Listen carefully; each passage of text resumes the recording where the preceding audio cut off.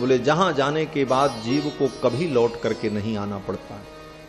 बाकी जितने लोक में जाओगे लौट के आना पड़ेगा। स्वर्ग जाओ, स्वर्ग से फिर आना पड़ेगा। गीता में भगवान ने कहा है कि यज्ञैरिष्ट्वा स्वर्गतिम प्रार्थयन्ते ते तम भुक्त्वा स्वर्गलोकम विशालम क्षीणे पुण्य मर्त्यलोकम विशन्ति। पुण्य करने के बाद जीव स्वर्ग में जाता है और पुण्य के फल को भोगता है, और जब पुण्य समाप्त हो जाता है तो मृत्युलोक में फिर फेंक दिया जाता है। इसलिए स्वर्ग से भी व्यक्ति को आना पड़ता है लौट के इसी संसार में। स्वर्ग क्या है? बोले आज की भाषा में कहो तो 5 स्टार होटल है, हर व्यवस्था मिलेगी वहां पे। लेकिन कब तक? बोले जब तक भुगतान करते रहो तब तक। पुण्य का भुगतान आप करते रहो तो स्वर्ग का आनंद लो। क्षीणे पुण्य मर्त्यलोकम विशन्ति। पुण्य क्षीण हो जाएगा एक दिन, उस दिन फिर मृत्युलोक में फेंक दिए जाओ। और भाई कमाई गई वस्तु तो खत्म होती, कितना धन कमाओ एक दिन तो खत्म होगा। कमाई गई वस्तु खत्म होती है और पुण्य भी कमाया जाता है, इसलिए पुण्य का भोग होने पर पुण्य भी समाप्त होता है और जीव को मृत्युलोक में पुनः आना पड़ता है। ब्रह्मलोक जाओ फिर आना पड़ेगा, रुद्रलोक में जाओ, वरुण लोक में जाओ, किसी भी लोक में जीव पुण्य के प्रभाव से चला जाए अंत में उसको फिर मृत्युलोक में आना पड़े।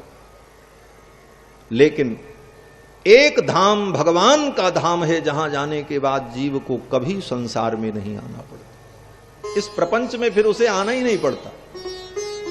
गीता में भगवान श्री कृष्ण कहते हैं, अर्जुन यद गत्वा न निवर्तन्ते, जहां जाने के बाद जीव को लौटना नहीं पड़ता, तद्धाम परमम मम, वो मेरा परम धाम है। अर्जुन ने कहा महाराज कहां है, कितनी दूर है? तो भगवान ने कहा, बोले न तत्र भासयते सूर्यो, वहां सूर्य का प्रकाश भी नहीं जाता है। जो सूर्य सारे ब्रह्मांड को प्रकाशित करते हैं उस सूर्य के प्रकाश की भी गति वहां पर नहीं। न तत्र भासयते सूर्यो न शशांको न पावकः, जहां सूर्य चंद्रमा अग्नि किसी की गति नहीं, वो मेरा धाम। यद गत्वा न निवर्तन्ते।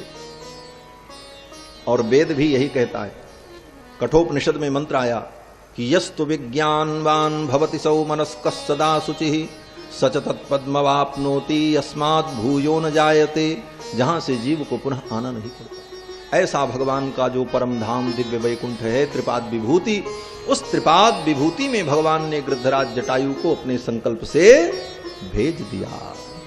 गृद्धराज जटायु की परम गति हो गई। इसके बाद गृद्धराज जटायु का अंतिम संस्कार करके भगवान आगे चले।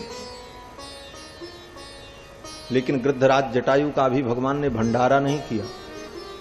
भगवान ने कहा, गृद्धराज जटायु आपका श्राद्ध तो मैंने कर दिया, लेकिन श्राद्ध करने के बाद परिजनों को भोजन कराया जाता है। आपके परिजनों को मैं तब भोजन कराऊंगा जब लंका के सारे असुरों का विनाश कर लूंगा। गृद्ध प्रजाति के जो जीव होते हैं, गृद्ध मांस खाते हैं, मुर्दे का मांस खाते हैं। और हे गृद्धराज, तुम्हारी प्रजाति के जितने पक्षी हैं उन सारे पक्षियों का मैं भंडारा करूंगा। रावण के कुल में जितने हैं सबका मैं विनाश करूंगा। और वो जब मरेंगे तो तुम्हारी प्रजाति के सभी प्राणी उस मांस को खा करके तृप्त हो जाएंगे, यही तुम्हारा भंडारा होगा। ऐसा भगवान ने संकल्प किया। गृद्धराज जटायु को परम गति की प्राप्ति हो गई। भगवान आगे बढ़े, राम और लक्ष्मण दोनों भाई चल पड़े। आगे गए तो रास्ते में एक राक्षसी आ गई। अहम त्वयो मुखी नाम लाभस्ते त्वमसि प्रियः नाथ पर्वत दुर्गेषु नदीनां पुलनेषु च आयुश्चिरमिदं वीर तम मया सह रंस्यते। अयोमुखी नाम की एक राक्षसी आई। अयोमुखी राक्षसी ने लक्ष्मण से कहा, तुम बहुत अच्छे लग रहे हो, हमसे शादी कर लो, ब्याह कर लो। जो स्त्री अपनी स्वेच्छा से किसी भी पुरुष को देख करके इस प्रकार विवाह का प्रस्ताव कर दे, वो राक्षसी ही होती है, ये समझ लेना। वो भारतीय नारी नहीं हो सकती, वो राक्षसी होगी। ये मर्यादा नहीं है भारतवर्ष की। बहुत कठोर शब्दों में मैं कह रहा हूं। दुनिया की दौड़ में आधुनिक दुनिया की दौड़ में आगे दौड़ो, लेकिन इतना मत दौड़ो कि इतने आगे निकल जाओ कि अपनी पीछे की संस्कृति को भी भूल जाओ। दौड़ना चाहिए, लेकिन इतना मत दौड़ो कि जो तुम्हारा लक्ष्य है उसे भी छोड़ करके आगे निकल जाओ। एक व्यक्ति था, उसके घर चोर आए। चोर चोरी करके भागने लगे।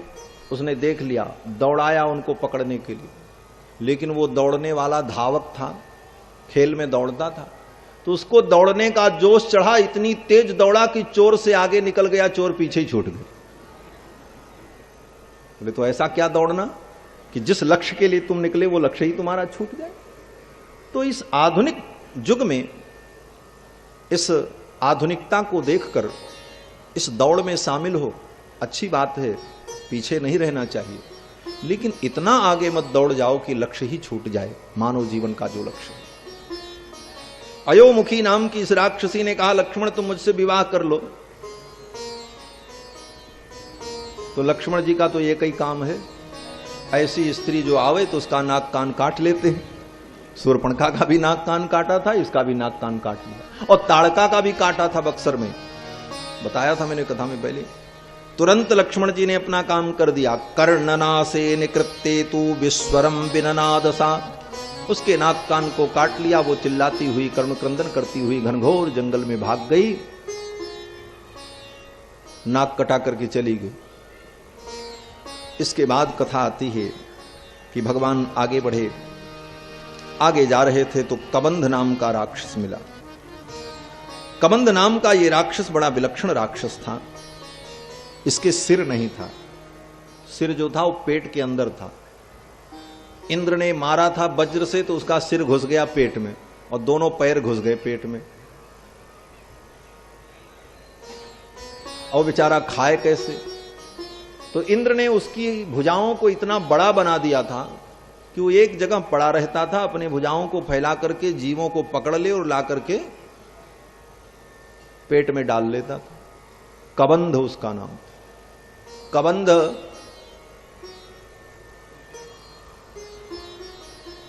कबंध मतलब जिसके सिर न हो, केवल कंधा हो, नीचे का हिस्सा हो। सिर को कहते हैं कम, इसका एक नाम है कम, और इसको जो धारण करता है उसी को कहते हैं कमधा। इसको कंधा क्यों कहते हैं?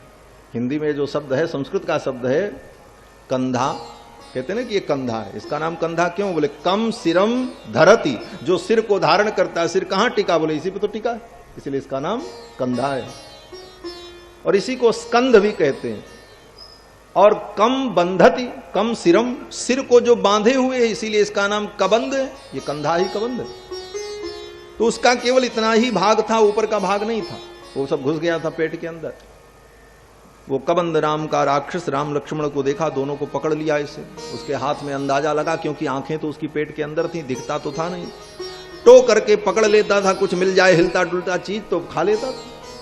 जब पकड़ा राम लक्ष्मण को, उसी समय भगवान श्री राम ने और कुमार लक्ष्मण ने उसकी भुजाओं को अपनी तलवार से काट दिया। दक्षिणो दक्षिणम बाहुम असक्तमसिना ततच्चिच्छेद रामो बेगेन सव्यम वीरस्तु लक्ष्मणः। दाहिनी भुजा को राम जी ने, बाईं भुजा को लक्ष्मण ने काट दिया। उसकी भुजा को जब काटा तो वो विलाप करने लगा और वो जान गया कि अब मेरे उद्धार का समय आ गया। उस विराध ने कहा, आप दशरथ नंदन राम हैं, मैं जान गया, आपके द्वारा ही मेरा उद्धार होगा। आप अपनी पत्नी सीता का अन्वेषण कर रहे हैं और मैं आपकी पत्नी सीता का पता बताऊंगा, लेकिन ऐसे नहीं बता पाऊंगा, क्योंकि इस समय मेरा ज्ञान जो है वो सुसुप्त है। मैं राक्षस योनि में हूं, पहले मैं देवता था। आप पहले मुझे मार डालो और मुझे जला दो। जब मैं जल करके इस शरीर को समाप्त करके दिव्य शरीर धारण कर लूंगा आपकी कृपा से, तो मेरा ज्ञान विलक्षण हो जाएगा। फिर मैं सब आपको बता दूंगा कि आपकी सहायता कैसे होगी, आपको आगे क्या करना है। फिर तो भगवान ने कबंध का उद्धार किया और कबंध ने दिव्य शरीर धारण किया।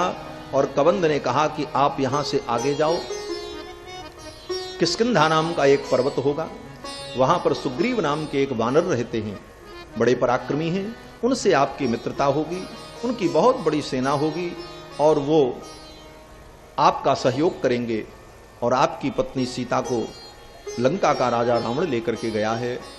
इस प्रकार से कबंध ने भगवान का मार्गदर्शन कर दिया और फिर कबंध दिव्य रूप धारण करके भगवान के धाम को चला गया। भगवान आगे बढ़े और आगे बढ़ते हुए भगवान उसी मार्ग में सबरी के यहां पहुंच गए। ऋष्यमुख पर्वत पर सुग्रीव के पास पहुंचने के पहले भगवान सबरी के घर जाते हैं। ये सबरी भगवान की बड़ी विलक्षण भक्ता है, बहुत दिनों से प्रतीक्षा कर रही है, राम आएंगे। मतंग मुनि की शिष्या है। मतंग मुनि जब अपने शरीर को छोड़ करके भगवान के धाम को जाने लगे तो सबरी ने अपने गुरुजी से कहा, गुरुजी आप तो भगवान के धाम जा रहे हो, मुझे भगवान कहां मिलेंगे? तो मतंग मुनि ने कहा, सबरी तुझे भगवान को ढूंढने की जरूरत नहीं पड़ेगी, भगवान तुझे ही ढूंढते हुए तेरे घर आ जाएंगे। सबरी ने पूछा कब आएंगे? तब तक मतंग मुनि चले गए। सबरी पूछ नहीं पाई कि भगवान कब आएंगे, केवल इतना ही सुना कि भगवान आएंगे, तो आज भी आ सकते हैं और कभी भी आ सकते हैं। इसलिए सबरी रोज तैयारी करती है कि भगवान आएंगे और कई वर्षों से तैयारी कर रही है। रोज झाड़ू लगाती, कुटिया साफ करती, कंदमूल फल ला करके रखती। रघुनंदन राम मेरे द्वार पर आएंगे, प्रभु आएंगे, गुरुदेव ने कहा है, गुरुदेव की वाणी कभी झूठी नहीं होती, आएंगे, लेकिन कब आएंगे पता नहीं।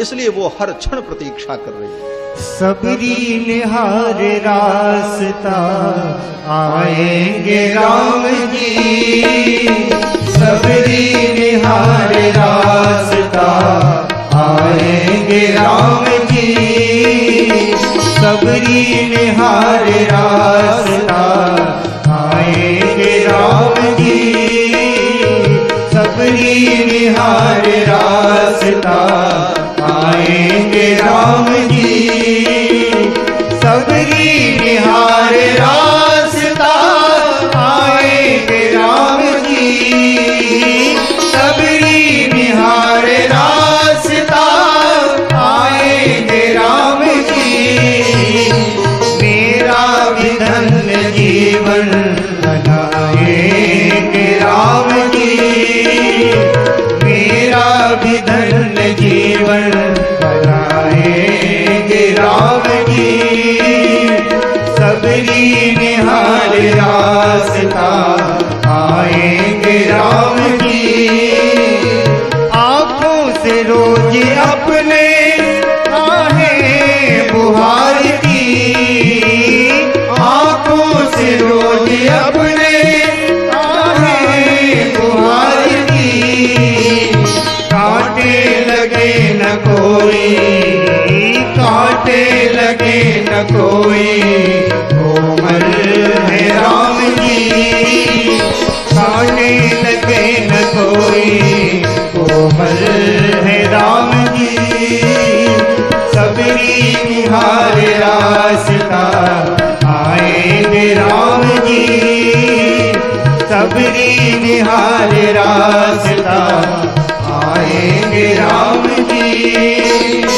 गलिया में बेर बागों से चुन चुन के ला रही, गलिया में बेर बागों से चुन चुन ला रही, गलिया में बेर बागों से चुन चुन के ला रही, खट्टे हो चाहे मीठे, खट्टे हो चाहे मीठे, आएंगे राम जी, खट्टे हो चाहे मीठे, आएंगे राम जी, सबरी निहार रास्ता आएंगे राम जी, सबरी निहार रास्ता आएंगे राम जी, आए जब श्री राम जी दीवानी हो गई, आए जब श्री राम जी दीवानी हो गई, आए जब श्री राम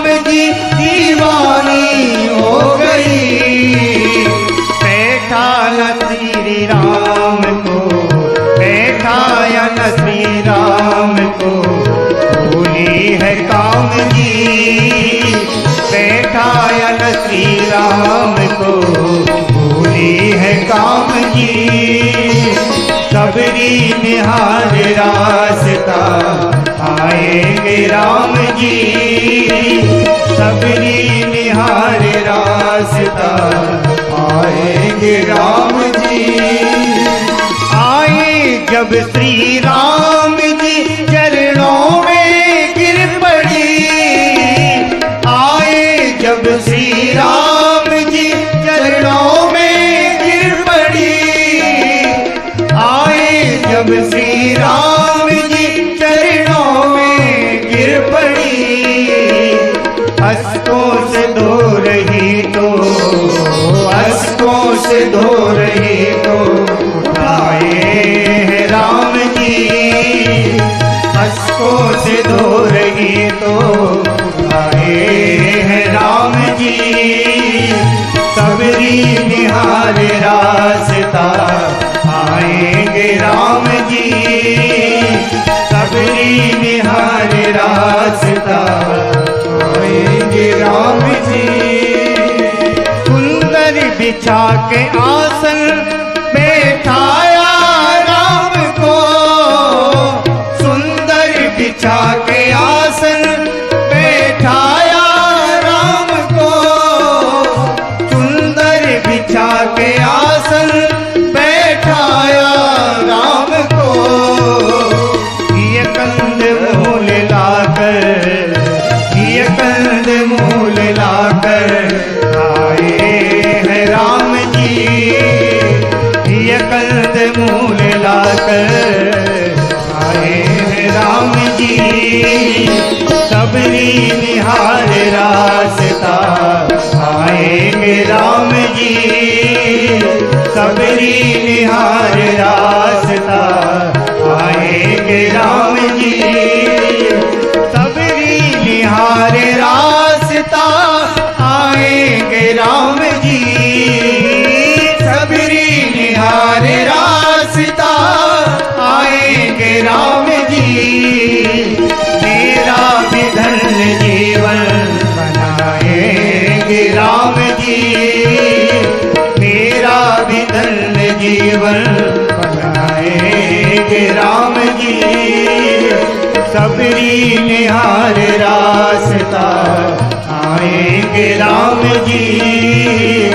सबरी निहार रास्ता, आएंगे राम जी। आएंगे राम जी। आएंगे राम जी। सबरी ने बहुत प्रतीक्षा की भगवान। आज ठाकुर आए, दौड़ पड़ी भगवान के स्वागत के लिए। भक्तमाल के टीकाकार श्री प्रियादास जी महाराज भक्तमाल में लिखते हैं सबरी के चरित्र में कि सारी दुनिया भगवान को ढूंढ रही थी। और भगवान किसको ढूंढ रहे थे? बोले सबरी को। पूछ पूछ आए तहां सबरी को स्थान जहां। पूछते पूछते राम जी आए, मेरी सबरी कहां रहती? देखो, अगर गुरु की वाणी में विश्वास है तो चिंता मत करना, भगवान को ढूंढने की जरूरत नहीं पड़ेगी, भगवान ही तुमको ढूंढ लेंगे। गुरु के वचन प्रतीति न जेहि। गुरु के वचन में अगर प्रतीति नहीं है, विश्वास नहीं है, तो फिर कुछ भी करते रहो बेकार है। और अगर विश्वास है तो भगवान तुम्हें ढूंढते आ जाए। सबरी को ढूंढते भगवान आ गए। सबरी ने भगवान का स्वागत किया, कंदमूल फल बेर फल ला करके भगवान को दिए। भगवान ने बेर फलों को खाया। लोग कहते हैं महाराज सबरी ने जूठे बेर भगवान को खिलाए। अरे भैया, इस कलयुग में साधारण प्राणी जो धर्म कर्म जानता है वो भी जानता है कि भगवान को और श्रेष्ठ व्यक्ति को जूठा नहीं खिलाना चाहिए। और सबरी तो मतंग मुनि की शिष्या थी, कोई किसी साधारण की शिष्या थी। क्या उसको इतना ज्ञान नहीं था कि वो भगवान को जूठा खिला रहे? लेकिन नहीं, जूठा से तात्पर्य क्या है? बोले स्वयमासाद्य माधुर्यम निरीक्ष परिवीक्ष च।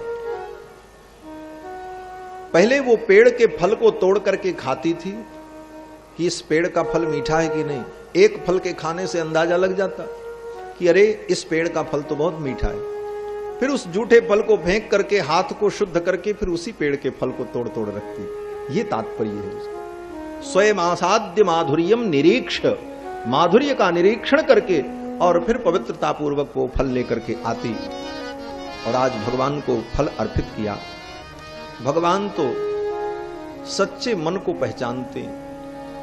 रघुवर सांचे मन के मीता, कब सबरी काशी को धाई, कब पढ़ी आई गीता। सबरी न काशी गई, न सबरी ने गीता पढ़ा, लेकिन मन उसका पवित्र था। रघुवर सांचे मन के मीता, ठाकुर तो सच्चे मन के मीत हैं। और ठाकुर जी ने सबरी के जूठे बेर खाए। कहते हैं जूठे से तात्पर्य यही है कि उसने फल का परीक्षण किया और फिर भगवान को भोग लगाया। भगवान ने सबरी के सेवा को स्वीकार किया और सबरी को नवधा भक्ति का उपदेश किया। वाल्मीकि रामायण में तो वर्णन है कि भगवान ने सबरी से कुशल क्षेम पूछा है। अरे श्रमणी, तुम्हारी तपस्या सिद्ध हो गई, तुम्हारे गुरु की सेवा सफल हो गई और तुम्हारी साधना क्या सफल हो गई, सब कुछ पूछा है। तो सबरी ने कहा कि अद्य प्राप्ता तपस्सिद्धि। सबरी ने कहा प्रभु आज मेरी तपस्या सिद्ध हो गई, आप आ गए। सारी तपस्या के फल तो आप हैं, आप आ गए। मेरी गुरु सेवा भी सफल हो गई, गुरु भक्ति भी सफल हो गई और मेरी तपस्या भी पूर्ण हो गई। और मानस में गोस्वामी जी ने वर्णन किया कि भगवान ने सबरी को नवधा भक्ति का उपदेश किया है। प्रथम भगत संतन कर, प्रथम भगति संतन कर संगा, प्रथम भगति संतन कर संगा, दूसरी रति मम कथा प्रसंगा, दूसरी रति मम कथा प्रसंगा, गुरुपद पंकज सेवा, तीसरी भगति अमान, चौथी भगति मम गुण गण, करहि कपट तजगान, मंद जाप मम दृढ़ विश्वासा, पंचम भजन सो वेद प्रकाशा, छठ दम शील विरति बहुकर्मा, निरत निरंतर सज्जन धर्मा, सातम सम होई मैं जग देखा, मोटे अंत सदिक कर लेखा, आठम जता लाभ संतोषा, सपने हूँ नहीं देखे पर दोषा, नवम सरल सब चल चल हीना, मम भरोसे है भरसे नदीना, लोम हुए कहूँ जीने के होई, नारी पुरुष सचराचर कोई, के होई, नारी पुरुष सच राजन कोई, सो अतिशय प्रिय भामिन मोरे, सो अतिशय प्रिय भामिन मोरे, सकल प्रकार भगति दृढ़ तोरे, सकल प्रकार भगति दृढ़ तोरे। यहां तक भगवान ने सबरी मैया को नवधा भक्ति का उपदेश किया और नवधा भक्ति बताने के पहले भगवान ने सबरी को सावधान किया। क्या सावधान किया? बोले सावधान सुरु धनु मन माही, नवधा भगति कहूं तुहि पाही, और सावधान सुनु धरु मन माही।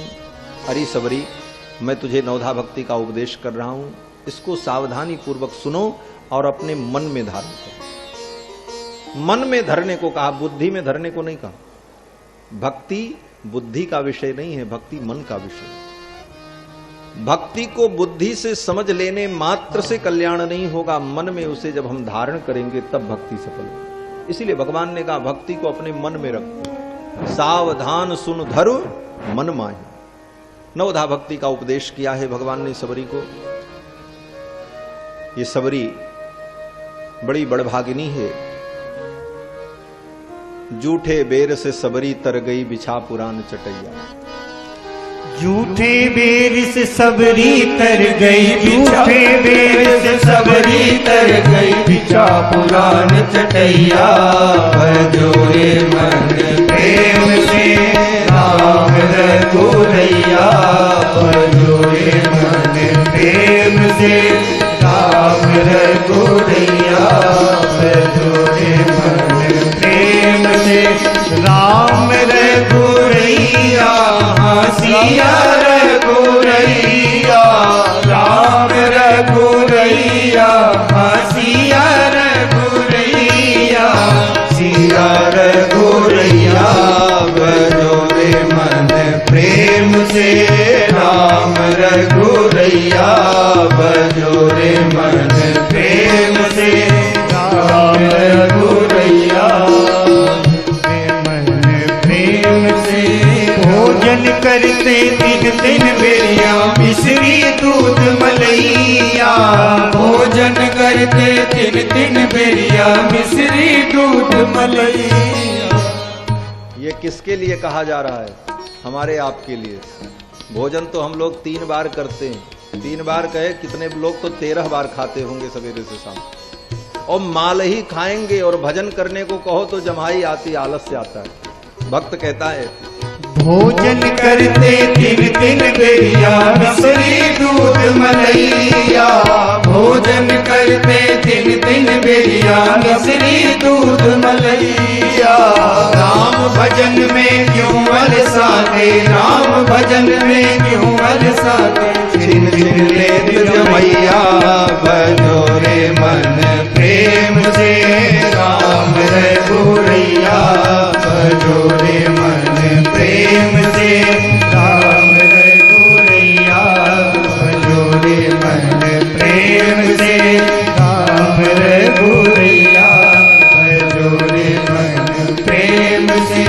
मरा मरा कहे वाल्मीकि जी बन गए ब्रह्म गोसैया, मरा मरा कहे वाल्मीकि जी बन गए ब्रह्म गोसैया। मरा मरा कहे वाल्मीकि बन गए ब्रह्म गोसैया, मरा मरा कह वाल्मीकि जी बन गए ब्रह्म गोसैया। यवन हराम राम कही तर गए, यवन हराम राम कह तर गए सदन कसैया।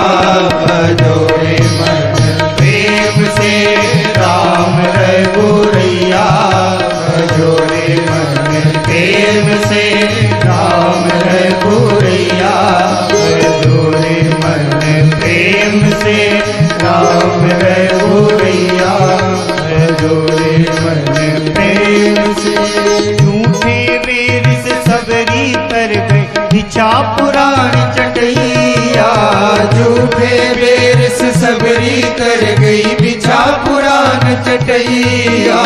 झूठे बेर से सबरी तर गई बिछा पुरान चटैया, झूठे बेर से सबरी कर गई बिछा पुरान चटैया। चंदन चढ़ा के कुब्जा तर गई, चंदन चढ़ा के कुब्जा तर गई, चंदन चढ़ा के कुब्जा तर गई, चंदन चढ़ा के कुब्जा तर गई। केवट चढ़ा के नैया, भजोरे मन प्रेम से राम रघुरैया, भजोरे मन प्रेम से राम रघुरैया, भजोरे मन प्रेम से राम रघुरैया। मन प्रेम से। सुआ पड़ा के गणिका तर गई धना चरा के गैया। सुआ पड़ा के गणिका तर गई धना चरा के गैया। सुआ पड़ा के गणिका तर गई धना चरा के गैया। सुआ पड़ा के गणिका तर गई धना चरा के गैया। खिचड़ी खिला खिला के तर गई खिचड़ी खिला खिला के तर अरे गई। खिचड़ी खिला खिला के तर गई खिचड़ी खिला खिला के तर गई कर्मा बन गई मैया। भजोरे मन प्रेम से राम रघुरैया। भजोरे मन प्रेम से राम रघुरैया। भजोरे मन प्रेम से राम रघुरैया। हाँ राम रघुरैया हाँ सिया रघुरैया। राम रघुरैया सिया रघुरैया। राम रघुरैया हाँ सिया रघुरैया। राम रघुरैया सिया रघुरैया। सिया रघुरैया। भजोरे मन प्रेम से राम रघुरैया। भजोरे मन प्रेम से राम रघुरैया। भजोरे मन प्रेम से भजोरे मन प्रेम से भजोरे मन प्रेम से। सबरी के ऊपर ठाकुर ने कृपा की। सबरी ने कहा, प्रभु मेरी तपस्या पूर्ण हो गई, आप यहां से आगे जाओगे, किष्किंधा पर सुग्रीव से आपकी भेंट होगी, वो आपकी सहायता करेंगे, और अब मैं भी जाना चाहती हूं, लेकिन मैं पहले जाऊं, आप बाद में जाना। क्यों? बोले जो पहले आता है वो पहले जाता है। हम बहुत पहले ही यहां आ गए थे, इसलिए पहले हम जाएंगे तब आप जाना, क्योंकि आप बाद में आए हो। भगवान ने कहा, सबरी ने कहा पहले मैं जाऊंगी, और फिर सबरी ने भगवान के सम्मुख ही एक दिव्य चिता बनाई, और उस चिता में सबरी ने अपने योग बल से, अपने तपो बल से अग्नि प्रकट कर दिया।